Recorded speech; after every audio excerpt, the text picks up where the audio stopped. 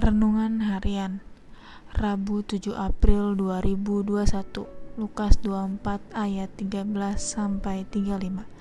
Dalam nama Bapa, Putra, dan Roh Kudus. Amin. Inilah Injil Yesus Kristus menurut Lukas. Pada hari Sabat sesudah Yesus dimakamkan, 2 orang dari murid-murid Yesus pergi ke sebuah kampung bernama Emmaus yang terletak kira-kira 7 mil jauhnya dari Yerusalem, dan mereka bercakap-cakap tentang segala sesuatu yang telah terjadi.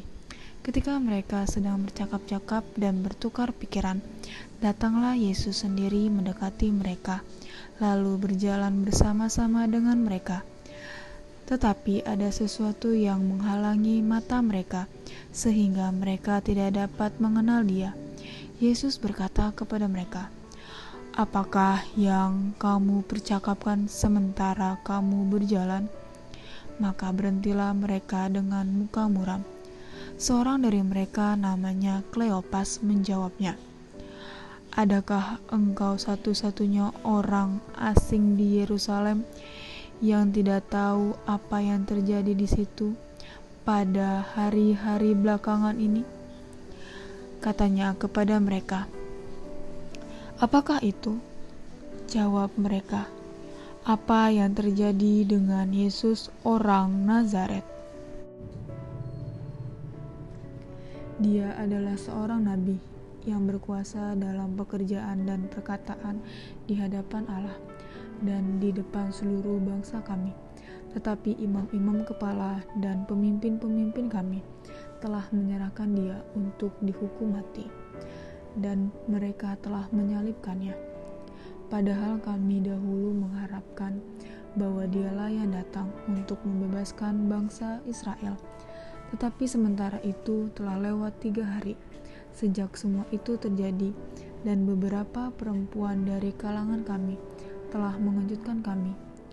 Pagi-pagi buta mereka telah pergi ke kubur dan tidak menemukan mayatnya.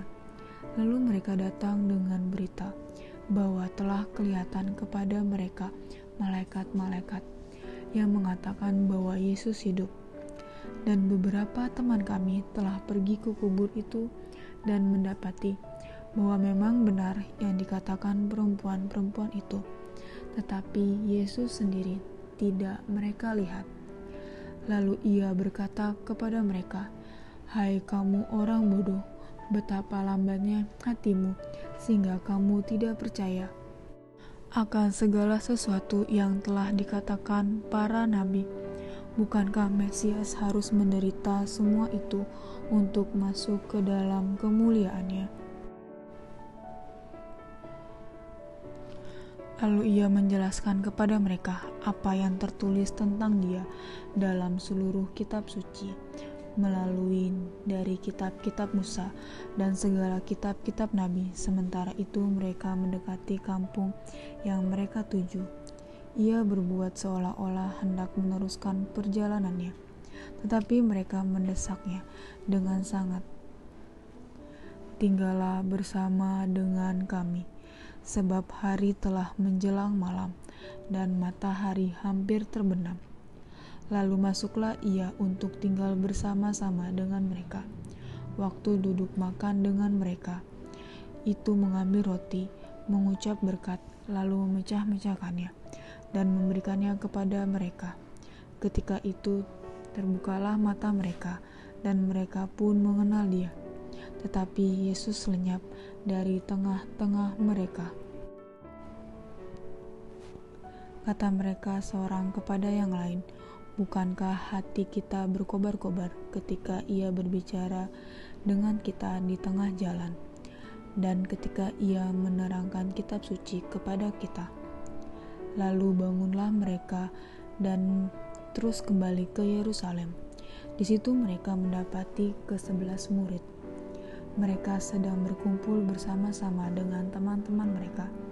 Kata mereka kepada kedua murid itu, "Sesungguhnya Tuhan telah bangkit dan telah menampakkan diri kepada Simon." Lalu kedua orang itu pun menceritakan apa yang terjadi di tengah jalan dan bagaimana mereka mengenal Yesus pada waktu itu ia memecah-mecahkan roti. Pada Injil hari ini kita merenungkan kisah penampakan Tuhan di Emmaus, di mana Yesus menampakkan diri kepada murid-muridnya, namun mereka tidak sadar kalau itu adalah Yesus. Kisah penampakan Yesus menunjukkan bahwa setelah bangkit dari mati, tetap akrab bergaul dengan murid-muridnya. Keakraban itu ditunjukkan dengan makan di hadapan mereka. Selain itu, kedekatan dan kedatangannya membuat murid-muridnya membuka pikiran mereka, sehingga mereka memahami kitab suci. Kehadiran Yesus bermaksud untuk meneguhkan dan menggiatkan iman mereka sebagai umat beriman. Kita percaya Yesus telah bangkit, tetap berkarya di tengah umat manusia. Marilah berdoa. Ya Tuhan Yesus, terima kasih atas pengorbanan yang Engkau berikan untuk menebus dosa-dosa kami. Kiranya Engkau selalu menjadi penguat bagi iman kami, sehingga kami tetap berkarya melalui karcis online pada hari ini dan hari-hari selanjutnya. Amin. Dalam nama Bapa, Putra, dan Roh Kudus. Amin.